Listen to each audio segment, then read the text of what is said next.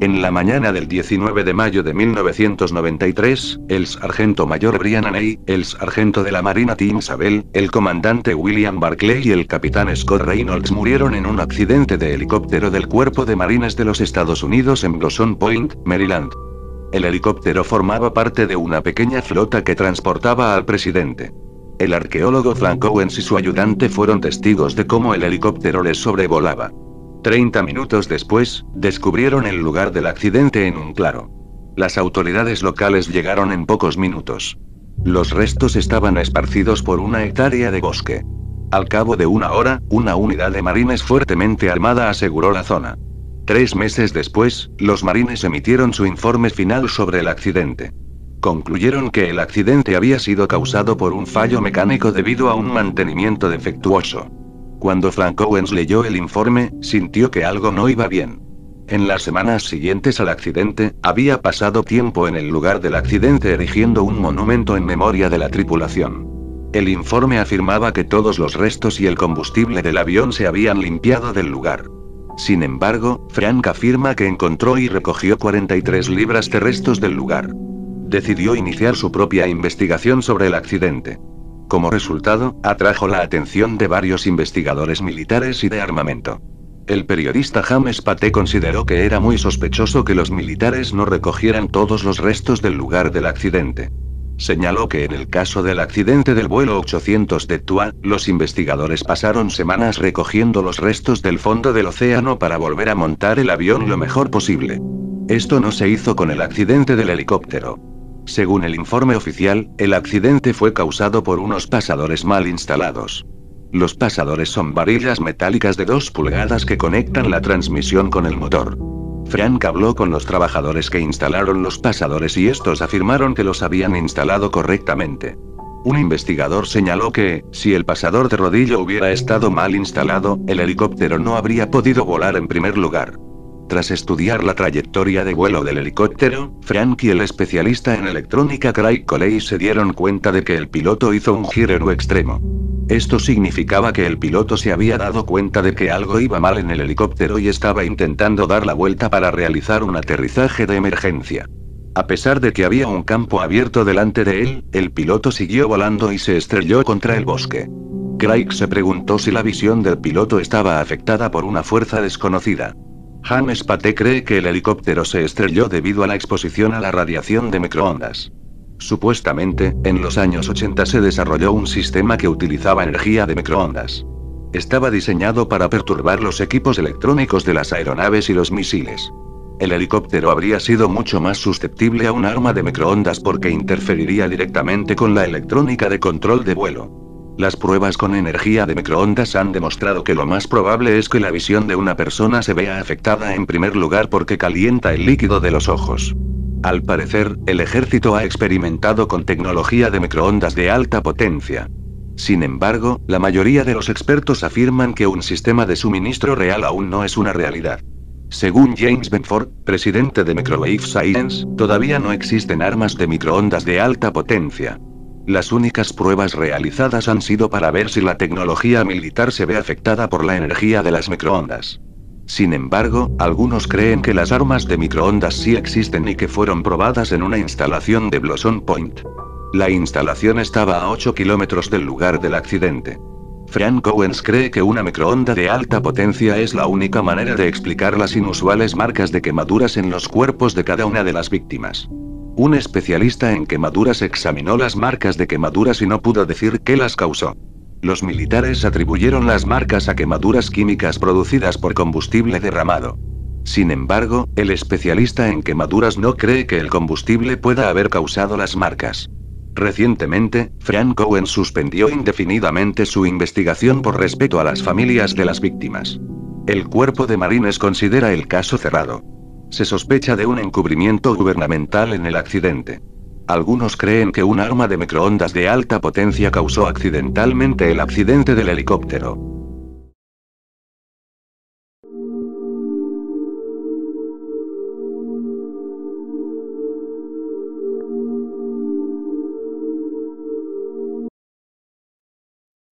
Lancaster Extortion Writer. El 2 de noviembre de 1988, Eileen Maluccio encontró una extraña carta en el correo de la mañana. Entre las facturas y folletos normales había una simple hoja de papel de ordenador, grapada y con el sello de confidencial. Era una carta de extorsión en la que se le exigía que enviara dinero a 5 direcciones locales. Le pedía $300.000 en billetes de 10 y de 20. Decía que una de las 5 personas a las que debía enviar el dinero tenía un contrato sobre su vida. Decía que, si no cooperaba, la matarían a ella o a miembros de su familia. Cerca de allí, el contratista de vallas Larry Purcell llamó a la policía tras recibir una carta similar también impresa por ordenador. Esta vez, el extorsionador exigía $200.000. A causa de la carta, Larry empezó a mirar constantemente por encima del hombro. Dijo que estaba constantemente en su mente. También dijo que tomó muchas precauciones para mantenerse a salvo. Eileen y Larry viven en Lancaster, California, una comunidad desértica de 75.000 habitantes. Son solo 2 de los 263 miembros destacados de la comunidad que recibieron cartas de extorsión similares.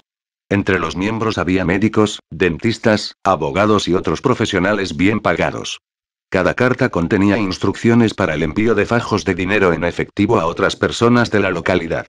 También amenazaban con envenenar y asesinar a quien no accediera. Desde que se enviaron las cartas, muchos habitantes de Lancaster se han visto lógicamente atenazados por el miedo. Varias personas fueron incluso hospitalizadas debido al estrés causado por las cartas. Las 263 cartas no solo contenían amenazas de muerte, sino que muchas de ellas contenían información muy personal sobre la vida privada de los destinatarios, su trabajo, sus amigos y sus familias. Y cada una contenía esta advertencia: la policía no puede protegerte cada minuto del día, del mes y del año. Si decides no pagar, te volaremos los sesos. Eileen se sorprendió por la información detallada sobre su marido Nick que contenía la carta. Había muerto repentinamente de un ataque al corazón. El extorsionista sugirió que su marido no había muerto de un ataque al corazón, sino que había sido envenenado. La carta la perturbó mucho y la perturbó. La carta también amenazaba con poner productos químicos tóxicos en su pasta de dientes, rociar gas mostaza en su casa y matar a sus hijos. El extorsionista también afirmó que formaba parte de una organización local de 2.000 personas. El detective Tom Owens no estaba seguro de si el extorsionista solo tenía un sentido del humor muy retorcido y quería asustar a la comunidad, o si lo hacía para obtener un beneficio económico. 6 detectives y decenas de voluntarios trabajaron a tiempo completo en el caso. Para intentar comprender la complicada estructura del chantaje, el departamento del sheriff construyó un diagrama de flujo. Sustituyeron las letras en clave por las personas a las que el extorsionista indicaba que debían recibir el dinero. Por ejemplo, el extorsionista exigía que una persona enviara dinero a 5 personas diferentes. Luego, esas 5 personas debían enviar su dinero a otras personas, casi como una carta en cadena. Al final, parte del dinero se devolvía a la primera persona de la lista. Era un bucle constante y complejo de dinero que cambiaba de manos. Los detectives intentaron determinar si el extorsionador era una de las personas que debía recibir el dinero. También querían determinar si la persona se quedaba con el dinero o lo enviaba a otra persona. Los detectives observaron que el extorsionista dedicó mucho tiempo e investigación a su plan. No se limitaron a elegir nombres de la guía telefónica. Al parecer, pasaron por las casas de algunas de sus víctimas y conocen a sus familias. Sin embargo, parte de la información de las cartas estaba desfasada o era inexacta. Además, algunas cartas se enviaron a direcciones equivocadas. En todas las cartas, el extorsionista utilizaba un lenguaje violento, vulgar y a veces racista. La gramática y la ortografía eran inexactas. Los envíos eran poco sofisticados. Las hojas de ordenador no se introducían en un sobre, sino que simplemente se grapaban y se enviaban con un sello de 25 céntimos. Todas las cartas llevaban el matasellos de Mojave, una ciudad a 25 millas de Lancaster, con la fecha del 1 de noviembre de 1988. Es posible que hayan sido enviadas en la noche de Halloween, lo que sugiere que el plan era un engaño. Pero las autoridades y los destinatarios se toman en serio las cartas. Las autoridades no creen que ningún destinatario haya cumplido con las exigencias de las cartas. Tampoco se cree que ninguna de las amenazas se haya cumplido. Sin embargo, Eileen, junto con muchos otros destinatarios, espera ver al extorsionador detenido y procesado. Larry no entiende quién podría ser el responsable de las cartas.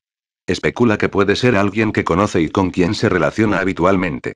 La comunidad de Lancaster ofrece una recompensa de $17.000 por información que conduzca a la condena del extorsionador. Al día siguiente de la emisión, los agentes del sheriff del condado de Los Ángeles y la policía de Las Vegas detuvieron a dos hombres considerados responsables de la trama de extorsión de las cartas de Lancaster. Roman Stepan Makuch, de 27 años, y Richard Matthew Faroni, de 26. Habían vivido en Lancaster hasta una semana antes de que se enviaran las cartas. El departamento del sheriff del condado de Los Ángeles recibió llamadas de residentes de Lancaster, diciendo que sospechaban de Makuch y Faroni. Un informante afirmó que los hombres se habían jactado de enviar las cartas. Se descubrió que los hombres tenían acceso a un ordenador, así como a registros que contenían los datos personales mencionados en algunas de las cartas. Los sheriffs del condado de Los Ángeles rastrearon a los hombres hasta Las Vegas a través de una solicitud de permiso de conducir. Fueron detenidos en su apartamento el día de Acción de Gracias, el 24 de noviembre de 1988.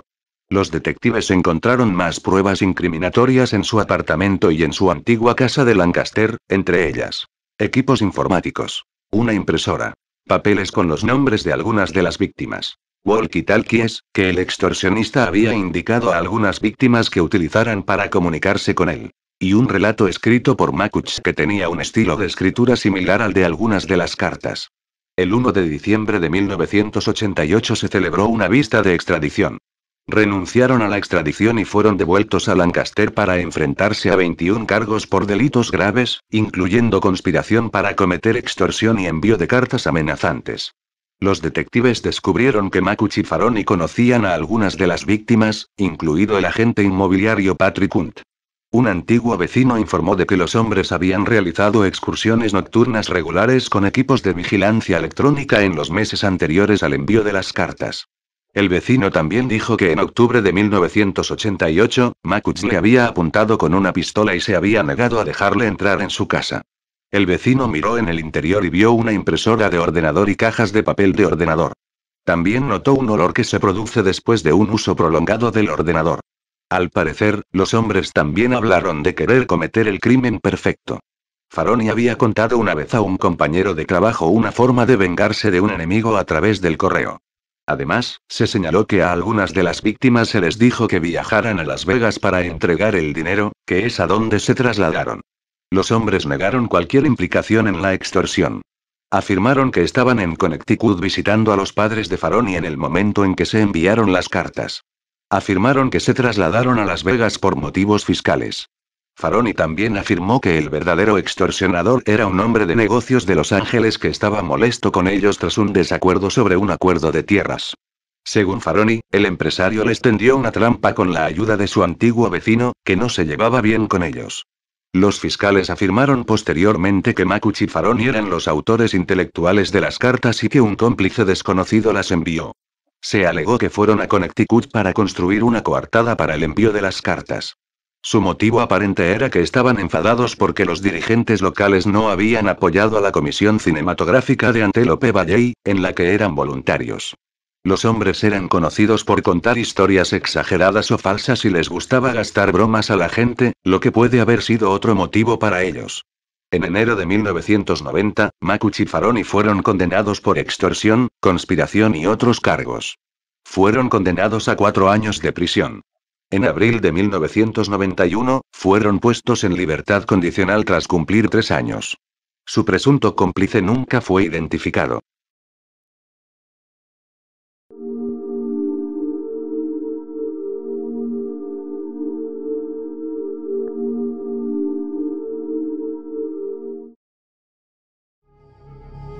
Oakville Blocks.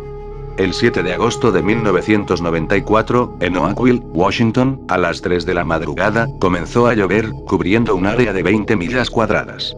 Aunque eso es habitual allí, los residentes empezaron a notar que no era agua, sino una extraña sustancia gelatinosa que nunca habían visto antes. Durante un período de 3 semanas, cayó un total de 6 veces. En el momento en que comenzó, el agente David Lacey estaba patrullando con un amigo civil. Cuando encendió sus limpiaparabrisas, estos lo mancharon contra el parabrisas en lugar de lavarlo. El parabrisas oscurecido le obligó a detenerse en una gasolinera para intentar limpiarlo manualmente, tras ponerse un par de guantes de látex por seguridad. Lo describió como muy pastoso, casi como si tuvieras gelatina en la mano. Dottie Arn, residente de la zona, salió al exterior después de que se detuviera y se dio cuenta de que estaba por todas partes. Al principio, le pareció que era granizo, pero cuando lo tocó, notó que tenía una extraña textura gelatinosa. Ese mismo día por la tarde, David, Dottie y varios otros residentes se habían puesto misteriosa y violentamente enfermos. Describieron que tenían dificultad para respirar, vértigo extremo, visión borrosa y una creciente sensación de náuseas. Beverly Roberts, otra residente, dijo que todos los habitantes del pueblo contrajeron una enfermedad parecida a la gripe que duró de 2 a 3 meses. Además, varios gatos y perros que entraron en contacto con la sustancia enfermaron y murieron. Una hora después de notar sus síntomas, Dottie fue encontrada tirada en el suelo del baño, consciente pero muy débil. Su hija, Sumni Barclift, describió que tenía frío y sudor y que estaba pálida. La trasladaron al hospital, donde permaneció 3 días y le diagnosticaron una grave infección del oído interno. Mientras la trasladaban allí, Sumni se acordó de la extraña lluvia y, pensando que podría haber una conexión con la enfermedad de Dottie, recogió una muestra y la envió al hospital. Un técnico de laboratorio la examinó y comprobó que contenía glóbulos blancos humanos, pero no pudo identificar de qué se trataba ni cómo había llegado al cielo. La muestra se envió rápidamente al Departamento de Salud del Estado de Washington para su estudio. Mike McDowell, microbiólogo, observó que estaba repleta de 2 especies de bacterias, una de las cuales vive en el sistema digestivo humano. Debido a los hallazgos de Mike, se especuló inicialmente con que se trataba de residuos humanos procedentes de un avión, pero las normas de la Administración Federal de Aviación exigen que se tiñan de azul, mientras que estaban perfectamente claros. Además, la normativa prohíbe a los pilotos soltar este hielo azul en pleno vuelo. Casi un año después de que Dottie cayera enferma, envió una muestra que había guardado en su congelador a Amtest Laboratories, un laboratorio de investigación privado. Allí, mientras la analizaba, Tim Davis, otro microbiólogo, creyó ver una célula eucariota. Células complejas con núcleo que están presentes en la mayoría de los seres vivos. Esto significaba que estaba o había estado viva. Una de las teorías sobre su origen era que uno de los bombardeos navales de los militares en el mar había destruido accidentalmente un banco de medusas y enviado sus trozos volando a la atmósfera, Stargate, donde se asentaron en Oakville, 50 millas tierra adentro. La distancia que habrían recorrido los trozos, el número de veces que cayeron y la ausencia de olor a podrido en ellos pusieron en duda esta teoría para la mayoría de los residentes. Mientras que las fuerzas aéreas confirman que estaban haciendo prácticas de bombardeo sobre el Océano Pacífico en agosto de 1994, niegan tener conocimiento de la sustancia o cualquier participación en su creación o dispersión. Los residentes de Oakville se muestran escépticos al respecto. Antes de ello, muchos notaron una cantidad significativa, casi diaria, de aviones militares de movimiento lento en los cielos. Algunos creen que Oakville fue el lugar de un experimento militar, diseñado para probar una nueva arma biológica o para comprobar el posible daño que podría causar un ataque biológico en suelo estadounidense. Hoy no existen muestras de la sustancia.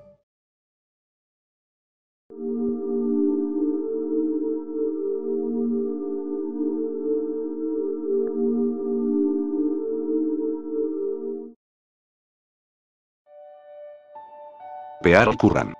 Pearl Lenore Pollard nació en Mound City, Illinois, el 15 de febrero de 1883, hija de George Pollard y Mary Cordingley. De niña, sus padres la llevaron a Texas y finalmente se trasladó a Missouri, donde vivió la mayor parte de su infancia y su vida adulta. Se trasladó a California en 1930, donde murió de neumonía en un hospital de Los Ángeles el 3 de diciembre de 1937. Pearl Pollard se casó con John Curran y después de que este muriera en 1922, se casó 2 veces más. Pearl Curran se casó con Henry Rogers, un viejo amigo de la familia, y con Robert Wyman, su novio de la adolescencia.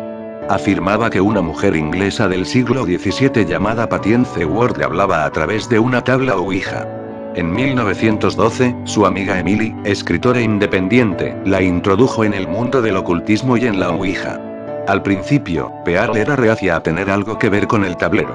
El 8 de julio de 1913, el puntero comenzó a moverse rápidamente por el tablero. Las letras comenzaron a formarse en frases coherentes. Las primeras frases creadas fueron: hace muchas lunas viví. De nuevo, vengo. Patience Ward, mi nombre. Durante los meses siguientes, Patience comenzó a dictar obras literarias en un estilo arcaico. Algunas de las palabras incluían tú y tú, que eran comunes en la Inglaterra del siglo XVII. Cuando le preguntaron por qué hablaba así, Patience respondió que la gente no creería que era real si hablaba en el estilo de lenguaje actual. En 1915, cuando John, el marido de Pearl, asumió la tarea de transcribir las sesiones, Patience dictaba durante horas, produciendo de 500 a 3000 palabras por sesión. Amigos y otras personas acudían a St. Louis para ver cómo se transcribían las obras. William Reedy, un escéptico editor literario, era uno de los visitantes. Cuando Pearl le pidió a Patience que saludara a su escéptico invitado, ella respondió diciendo: hola, señor gordo y ancho. Cuando Patience empezó a dictar más obras suyas, Reedy se convenció de que era legítima. Hizo publicar varios artículos y revistas sobre Patience y Pearl. The Sorry Tale fue la primera novela escrita enteramente por Patience Ward.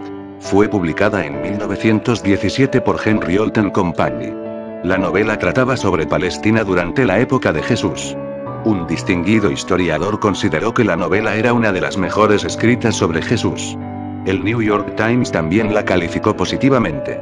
Sin embargo, algunos escépticos acusaron a Pearl de fraude. Afirmaban que memorizaba las historias que dictaba durante las sesiones. Miembros de la comunidad científica afirmaron que los escritos provenían del subconsciente de Pearl. Pearl Curran básicamente solo tenía una educación formal de grado y rara vez había viajado fuera de Missouri. Mucha gente no se explicaba cómo Pearl Curran y Patience Ward pudieron escribir tantas obras de alta calidad literaria sin utilizar el inglés moderno, ya que ella tenía poca educación formal y no había viajado mucho.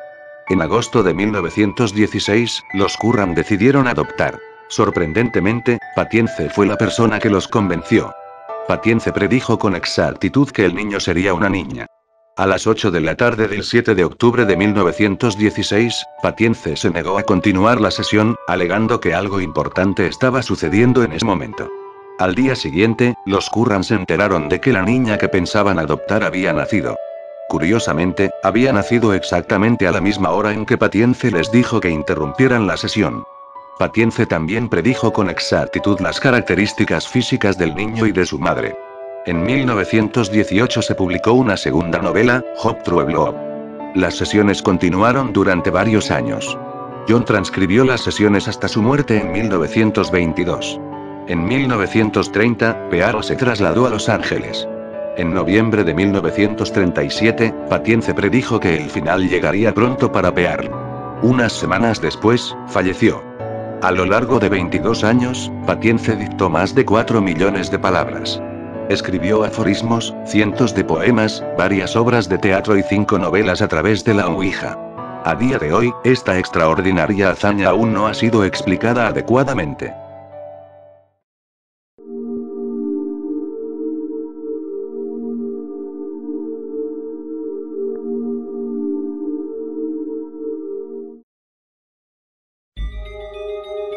En 1942, el resultado final de la Segunda Guerra Mundial era todavía muy dudoso.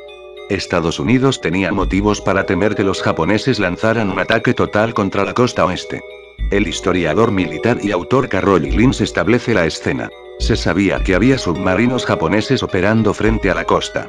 Había habido un ataque a una refinería de petróleo cerca de Santa Mónica, cerca de Los Ángeles. Había un gran temor de que hubiera más ataques. La Marina respondió a la amenaza reuniendo una flota de 12 dirigibles para patrullar la costa de California. La misión del Escuadrón de Dirigibles 32 fue en gran medida sin incidentes. Hasta agosto de 1942, cuando uno de los dirigibles se estrelló en una calle de Daly City, California. La tripulación de 2 hombres no estaba a bordo. Ese día nació la leyenda del dirigible fantasma. El historiador Ken Gillespie vivía en Daly City en aquella época. Era casi imposible que los miembros de la tripulación no fueran vistos por alguien. Pero nadie los vio partir, nadie los vio saltar, y no hay ninguna reliquia de ellos. Es un verdadero rompecabezas. La leyenda del dirigible fantasma comenzó en San Francisco el 16 de agosto de 1942. Era un domingo por la mañana temprano cuando el vuelo 101 se preparaba para despegar.